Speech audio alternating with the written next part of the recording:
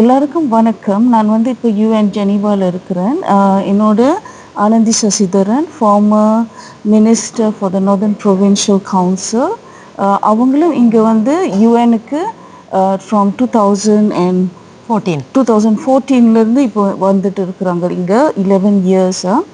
And so நான் actually இந்த video நான் ஏன் மெயினாக இது actually it's my first video. நான் ஏன் செய்கிறேன்னாக்கா, ஃபர்ஸ்ட்லி அந்த லண்டனில் அந்த ரணிலோட இன்டர்வியூ நான் பார்த்தேன். அவளுங்க அந்த கேள்வி யூஎன் பற்றி கேள்வி கேட்டாங்க அதில்.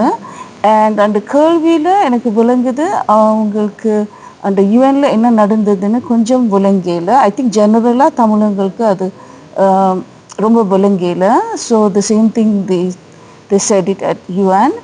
And so and என்னன்னாக்கா அந்த மெயின்லி அந்த தமிழவங்க நினைக்கிறாங்க அந்த யூஎன் அந்த ப்ரோசஸ் இன்டர்நேஷ்னல் ஜஸ்டிஸ் ப்ரோசஸ் அவங்க யூஎன் தான் கொஞ்சம் என்னது யூஎன் ஹெல்ப் பண்ணுறாங்க எங்களை. பட் ரணில் மஹிந்த ராஜபக்ச அவங்க எல்லாம் பிளாக் பண்ணுறாங்க.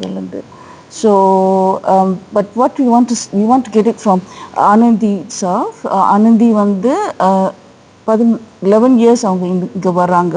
ஸோ அவங்க எங்கள்கிட்ட எக்ஸ்பிளைன் பண்ணலாம் யூஎன் எப்படி எங்களோட சர்வதேச நீதியை அவங்க எப்படி அவங்க அட்வான்ஸ் பண்ணுறாங்கன்ட்டு.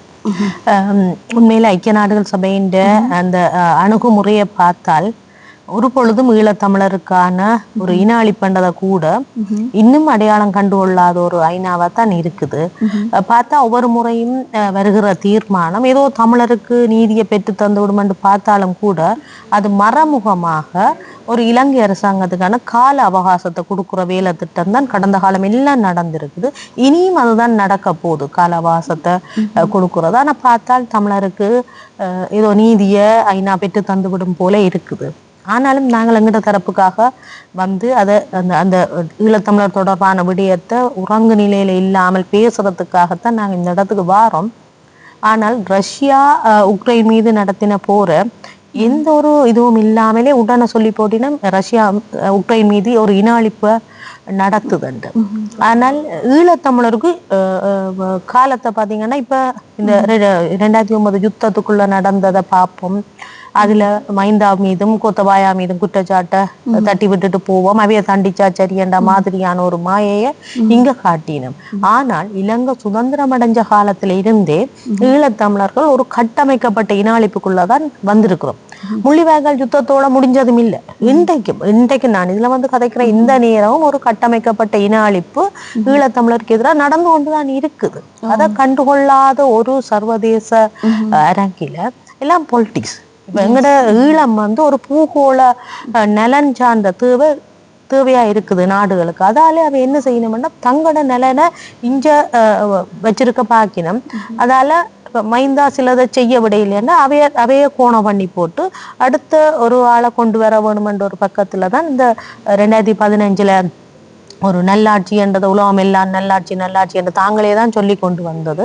இந்த நல்லாட்சி காலத்துல கூட இந்த இணை அனுசரணை தாரோம் என்று சொல்லி மைத்திரி ரணில் ஓமண்டு ஐக்கிய நாடுகள் சபையில சொல்லி போட்டு அங்கே எதையுமே செய்யல. இங்க சொல்லி போட்டு அங்க நாங்கள் ஒன்றையும் செய்ய மாட்டோம் என்றுதான் சொன்னது.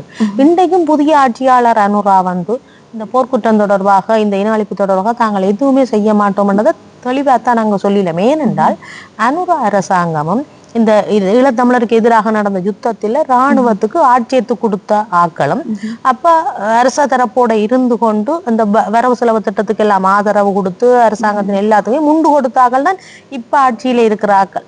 ஆனபடியால் இங்க நாங்கள் ஐநா சபையில பார்த்தால் அமெரிக்கா கொண்டு வர தீர்மானமா இருக்கட்டுக்கும் என்னவா இருக்கட்டுக்கும் ஈழத்தமிழருக்காக அவைக்காக வேண்டாம், ஈழத்தமிழருக்கு நீதியை பெற்றுக் கொடுக்கிற தீர்மானமாக கூட இங்க இல்லை.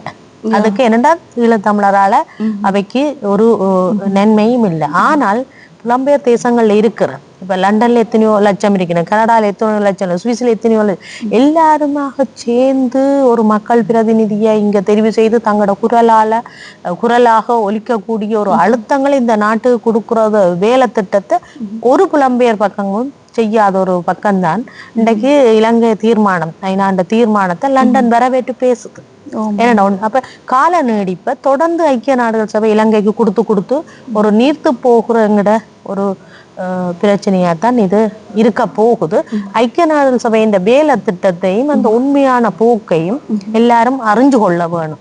ஓகே, என்ன ஐ திங்க் அவங்க வந்து தப்பா நினைக்கிறாங்க. அண்ட் 2015 வந்து ரணிலும் மைத்ரி தான் அந்த காலத்தை வந்து கொடுத்தாங்க. ஆக்சுவலி அந்த சர்வதேச நாடுகள் வந்து லைக் US UK வந்து அவங்கள ஸ்ரீலங்கா வந்து அவங்க தான் இன்வைட் பண்ணினாங்க. அண்ட் ஸ்ரீலங்கா அரசாங்கம் ஆளுங்கள் கூட லைக் மைத்ரி ரணிலாம் அவங்களுக்கு தெரியும் அந்த யுஎன்ல அந்த ரெசல்யூஷன் வந்து ஒண்ணுமே பெருசா சாதிக்காது, அவங்களுக்கும் பெரிய ப்ராப்ளம் இல்லை அதை பத்தி. ஸோ அதனால அவங்க அக்செப்ட் பண்ணாங்க கோஸ்பான்சர் பண்ணுறதுக்கு. பட் இந்த டைம் வந்து ஆஃப்கோர்ஸ் அனுரா வந்து கம்ப்ளீட்டாக அவர் வந்து அது முடியாது, he don't want to be part of it. And but the main thing வந்து அவங்க அந்த போர்க்குற்றம் வந்து அந்த ஆர்மி ஆளுங்கள் மேலே போட மாட்டாங்க. இன்னொரு கேள்வி, அந்த இப்போ வந்து அந்த நீதி சர்வதேச நீதியை வந்து அவங்க ஜஸ்ட் நாங்கள் வந்து மஹிண்டா பனிஷ் பண்ணாக்க, கோத்தபாய ராஜபக்ச பனிஷ் பண்ணாக்க, ஷவேந்திர சில்வா பனிஷ் பண்ணாக்க எங்களுக்கு ஒரு நீதி கிடைச்சதுன்னு அந்த மாதிரி போகிறாங்க. பட் அது வந்து எங்களுக்கு ஒரு இப்போ இருக்கிற இன அழிப்பு ப்ராப்ளம் 19 இண்டிபெண்டன்ஸ்லேருந்து இப்போ வரைக்கும் ஃபிசிக்கல் ஜெனோசைட் அண்ட் தென் அந்த கல்ச்சரல் ஜெனோசைட் எல்லாமே நடக்குது, ரைட்? ஸோ அதை பற்றி நீங்கள் என்ன சொல்ல வரீங்க? என்னென்ன அதான் நான் முதல் சொன்ன மாதிரி தனியாக மைந்தா கோத்தபாய ஒட்ட இதை தள்ளி போட்டு இது ஏதோ தூய்மையான ஆக்கள் மாதிரி காட்ட வழி கிடையணும். எல்லா ஆட்சிக்கு வந்த எல்லாருமே ஆட்சியில இருந்து வந்து ஈழத்தமிழருக்கு எதிரான ஒரு இன அழிப்பு எல்லாருமே தான் செய்து கொண்டு இருக்கணும். ஆனபடியே நாங்கள் கேட்கிறோம் இந்த இன அழிப்பண்ட காலத்தை விஸ்தரிக்க வேணும். அப்பதான் இவை என்னென்ன செய்தவைன்றதை நாங்கள் பார்க்கணும். இன்றைக்கும் நிறைய மனித புதைகுழி எல்லாம் பேசுறோம். இப்ப இன்றைக்கு ரணில் ஒரு நல்ல முகமா காட்டின இடத்துல JVP காலங்கள்ல வந்த பட்டலந்த வத முகாம் பற்றி இப்ப பேசப்படுது. ஏனென்றால் தமிழர்களின் பிரச்சனையை நீத்து போக செய்யறதுக்கு இலங்கையில எல்லா இடமும் இப்படித்தான் இருந்ததுன்றதை காட்டுறதுக்கு திடீரெனே 71 88 நடந்த சிங்கள இந்த படுகொலையில தமிழற்ற படுகொலையில இன அழிப்போட சேர்த்து ஒப்பிட்டு அதை பெருசா பேசினோம்ட்டு தெரியல. ஈக்குவலா ஆக்குறாங்க. பத்துலண்டா வந்து லேட் 80s நடந்தது. அது வந்து ரணில் அந்த ஹவுசிங் காம்ப்ளெக்ஸ் அவர் ரெண்ட் பண்ணி அது வந்து டார்ச்சர் இதாக செஞ்சாங்க JVPக்கு. ஸோ அது வந்து என்னத்துக்கு அதுவும் அந்த இனப்படுகொலை இன்னும் 70 வருஷமா அந்த நடந்தது. அதையும் சமமா இப்போ செய்யறாங்க. இதை வந்து தமிழுங்களும் அது வந்து சமமா பார்க்கறதுக்கு ஃபோர்ஸ் ஐ மீன் அது அந்த டைரக்ஷனுக்கு புஷ் பண்றாங்க. இதுதான் கடந்த 15 வருஷத்துக்கு பிறகு இங்க காணாம போனவர்களுக்கான ஒரு மாநாட்டை நடத்தின பொழுதும் அங்க இருந்து 3 சுவிஸ் தூதரகத்தால 3 தமிழாக்களும் 3 சிங்களாக்களும் காணா போன ஆக்களை கொண்டு வந்து தமிழரும் காணா போனது சிங்களவரும் காணா போனதுன்ற ஒரு இதுக்கு கொண்டு வந்து விட்டுட்டோம். ஒரு இணக்கப்பாட்டை கொண்டு வந்து விட்டுட்டினோம். இது இல்ல, தமிழர் என்ற காரணத்துக்காகவே தான் நாங்கள் காணாமலாக்கப்பட்ட நாங்கள்.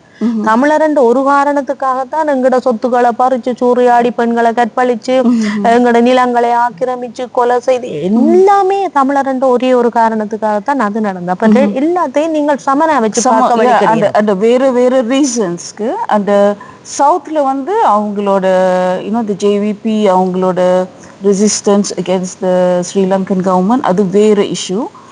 எங்களோட வந்து இன அழிப்பு அதுதான் நாங்கள் வந்து விளங்கினோம்.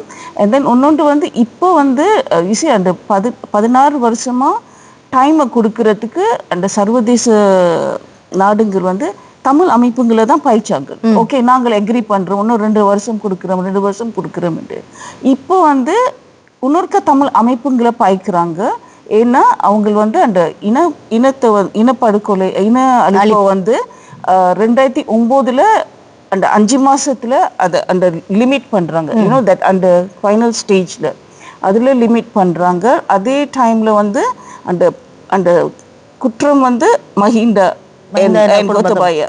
ஸோ அது வந்து இப்போ ரொம்ப டேஞ்சரா போயிட்டு இருக்கு. ஸோ அதை பற்றி அந்த லாஸ்ட் கட்டத்தை மட்டும் அவங்க கான்சென்ட்ரேட் பண்ணுறதை நீங்கள் அது கொஞ்சம் இல்லை அது எங்களுக்கு அதுக்கு முன்னுக்கு கொண்டு போகணும், காலத்தை விஸ்தரிக்க வேணும் என்று கேட்கிறோம். ஏனென்றால் நீங்கள் இப்ப எனக்கு நினைவு தெரிஞ்சு 83 ஜூலை கலவரம் எனக்கு நினைவு தெரிஞ்சு நடந்தது. அதுக்கு முன்னுக்கே பல படுகொலைகள் எல்லாம் நடந்துட்டுது. அப்ப அதுக்கு அது காலத்தை விஸ்தரிச்சாதான் தமிழர் மீது எப்படி அந்த கட்டமைக்கப்பட்ட இன அழிப்பை செய்திச்சினம்ன்றது ஒரு ஆதாரத்தோட நிரூபிக்கப்படும். இது என்ன சொல்ல வரப்போயினும் என்றால், ஆரம்பத்துல சொன்ன மாதிரி விடுதலை புலிகளும் போர்க்குற்றம் செய்தது, இராணுவமும் போர்க்குற்றம் செய்தது, ரெண்டும் சம ரெண்டு முடிக்கிற ஒரு பக்கத்துக்கு போக பாக்கிறேன். விடுதலை புலிகள் ஆயுதம் தூக்கினதே தமிழரை காப்பாற்ற வேணும் என்று அவங்க ஆயுதம் ஏந்தினபடியே தான் மிஞ்சி கொஞ்சம் தமிழர் ரெண்டாலும் இருக்கணும். இல்லாட்டி இது இருக்கிறதுக்கு வாய்ப்பே இல்லை. அப்போ தண்டை இனத்தை காப்பாத்துறதுக்காக ஆயுதம் தூக்கின விடுதலை புலிகளுடைய அந்த போராட்டத்தை அவையும் குற்றம் செய்தது, இவையும் குற்றம் செய்தாண்டு முடிக்கிறதுக்கு தான் இந்த குறுகின காலத்தை கொண்டேனும். அதை புலம்பெயர் பக்கங்கள்ல இருக்கிற மனித உரிமை தமிழ் அமைப்புகள் அல்லது கட்டமைப்புகள் எல்லாமே தண்ட நாடு சார்ந்துதான் முடிவுகளை எட்டுது. பல இடங்கள்ல பார்த்தா அந்த நாட்டின் தூதராகத்தான் எங்கட புலம்பெயர் அமைப்புகளும் இயங்குறத நாங்கள் தொடர்ந்து இப்ப 14 இருந்து நான் பாக்குறேன். அந்த நாட்டின் எம்பசி மாதிரி தான் இங்க இந்த பிரச்சனைக்கெல்லாம் வழி ஓடிக்கொண்டு இருக்கிறேன். இன்னொன்று வந்து அந்த கேள்வி வந்து அந்த அல் ஜசீரா லண்டன்ல அந்த இன்டர்வியூல அவங்க வந்து ரணில் தான் என்னது சமாதான பேச்சுக்கு அவர் தான் இனிஷியேட் பண்ணாருன்னு அப்படி அது பொய்யான இன்ஃபர்மேஷன் அந்த மீடியாஸ் அதாவது கேட்டாரு. தவறானது, பொய்யானதுல தவறான கேள்வி கேட்டாரு. பிகாஸ் எனக்கு ஆக்சுவலி அந்த சமாதான பேச்சு வந்து வர்றதுக்கு இயக்கம் தான் ஸ்டார்ட் பண்ணாங்க. அண்ட் ஒரு சான்ஸ் வந்து அவங்க விட்டுட்டாங்க. அந்த ரணில்கிட்ட கேட்டிருக்கலாம் யார் அந்த சமாதான பேச்சை வந்து கெடுத்து வச்சாங்க. they destroyed it, right? இல்ல, சமாதான பேச்சுவார்த்தை நடந்த பொழுது, நோர்வே தலையிட்டு பேச்சுவார்த்தையெல்லாம் நடந்து கொண்டிருந்த பொழுது ரணில் மறைமுகமா ஒரு நரி வேலை பார்க்க தொடங்கிட்டார். ஏனென்றால் எல்லா நாடுகள்கிட்டையும் போய் விடுதலை புலிகள் பயங்கரவாதி பரங்கவாதி என்ற வேலை அந்த டீம் ஒர்க்கை வடிவா செய்தவை. அதின் விளைவு தான் ஒரு பேச்சுவார்த்தையில ஒரு இன விடுதலை போராடின விடுதலை புலிகளும் இலங்கை அரசாங்கமும் பேச்சுவார்த்தையில இருந்து கொண்டிருந்த பொழுது ஐரோப்பிய ஒன்றியம் விடுதலை புலிகளுக்கு எதிரான தடையை விதிச்ச உடனே ஸ்ரீலங்கன் கவர்மெண்ட் தெரிஞ்சிட்டது, நாங்கள் தமிழரை அழிக்கலாம், எங்களுக்கு அங்கீகாரத்தை இந்த ஐரோப்பிய ஒன்றியம் தந்துட்டுது. அப்ப இதுல முழு பொறுப்பையும் எடுக்க வேண்டிய ஆக்கள் இந்த ஐரோப்பிய ஒன்றியமே இருக்கு. ஒரு பேச்சுவார்த்தை நடந்து கொண்டிருக்க அந்த பேச்சுவார்த்தை விடுதலை புலிகள் பயங்கரவாதிகள் என்ற முத்திர குத்தி தீர்ப்பை கொண்டு வந்தது ஐரோப்பிய ஒன்றியம். அப்ப அதுக்கு பிறகு பார்த்தால் எல்லா நாடுகளும் அதை பார்த்து விடுதலை புலிகளுக்கு தடை விதிச்சதுதான். அவங்க இலங்கை அரசாங்கம் உசாரா வந்து எங்களை சாக்காட்டினாக்கு முழு காரணமும் இந்த நடவடிக்கை தான். ஆனால் மிக வடிவா பிளான் பண்ணி எல்லா நாடுகள்லையும் போய் புலி பயங்கரவாதி என்ற வேலை திட்டத்தை வடிவா முன்னெடுத்து கொண்டு போனது. அதன் அந்த இன்டர்வியூல கூட அந்த ஒரு ஆள் ஐ திங்க் ஸ்ரீலங்கால இருந்து ஹிஸ் நேம் ராஜு சம்திங், அவர் வந்து சொன்னாரு ரணில் வந்து அந்த இயக்கத்தை வந்து ரெண்டா பிரிச்சாரு, அந்த இயக்கத்தை உடைச்சது அவர் தான் செஞ்சாருன்னு சொன்னாங்க. ஸோ இப்போ வந்து நாங்கள் வந்து தமிழர்கள் மெயின்லி நாங்கள் வந்து ரொம்ப மெயின் ஃபோக்கஸ் பண்ணணும். நாங்கள் வந்து அந்த இன அழிப்பை வந்து அந்த லாஸ்ட் ஃபியூ மந்த்ஸ் மட்டும் கான்சென்ட்ரேட் பண்ணாம அண்ட் ஆல்சோ நாங்கள் வந்து அந்த அண்ட் ஆல்சோ நாங்கள் வந்து அந்த போர்க்குற்றம் வந்து ஜஸ்ட் போர்க்குற்றத்துல மஹிந்த கோத்தபாயா சவேந்திர சில்வா வேறு ஜெனரல்ஸ் ஃபோக்கஸ் பண்ணாம இது ஒரு இன அழிப்பு, இது ஒரு நாடு ஸ்ரீலங்கா நாடு முந்தி சிலோன் ரைட். அவங்க வந்து அந்த நாடு வந்து தமிழ் நேஷனுக்கு ஒரு இன அழிப்பு செய்யறாங்க, அந்த ஆளுங்களை செய்யறாங்க. ஸோ அதை பத்தி கூட நீங்க சொல்லுங்க. அந்த ஸ்ரீலங்கா நாடே அந்த என்னது தமிழ் நேஷனுக்கு அந்த இல்ல. இப்ப நீங்க பார்த்தா நான் சொல்லுவேன் ஸ்ரீலங்கா அரசாங்கம் ஒரு ஆக்கிரமிப்பு அரசு தான் நான் சொல்லுவேன். அது இப்ப நாடு இந்த ஸ்ரீலங்கா நாடு தமிழர் மீது நடத்துற எல்லா விஷயத்தையும் பாத்தீங்கன்னா அது ஒரு ஆக்கிரமிப்பு தான். ஆக்கிரமிப்பு அரசு தான் அதை நாங்கள் உத்தியோகபூர்வமாக சொல்ல வேணும். ஆனா எங்கட தமிழ் பாராளுமன்ற உறுப்பினர்கள் அதை இன்னும் முன்னெடுக்க இல்லை. உண்மையில நாங்கள் ஒரு நாட்டுக்கு ஒரு விழுமியம் ஒரு இது இருக்குது, ஒரு சர்வதேச நியமங்களை பின்பற்ற வேண்டும் ஒரு நாடு. ஆனா இங்கே அப்படி இல்லை. ஓகே. நாடு அப்படியான விழுமியங்களை பின்பற்றாமல் தன்னுடைய நாட்டில் இருக்கிற ஒரு தேசிய இனம், வரலாற்று பெருமை கொண்ட ஒரு தேசிய இனத்தை மிக மோசமாக அழிக்கிறது என்றது இந்த கட்டமைக்கப்பட்ட பக்கத்திலேயே நாங்க பார்க்கலாம். ஓகே, நன்றி ஆனந்தி சசிதரன். ஓகே.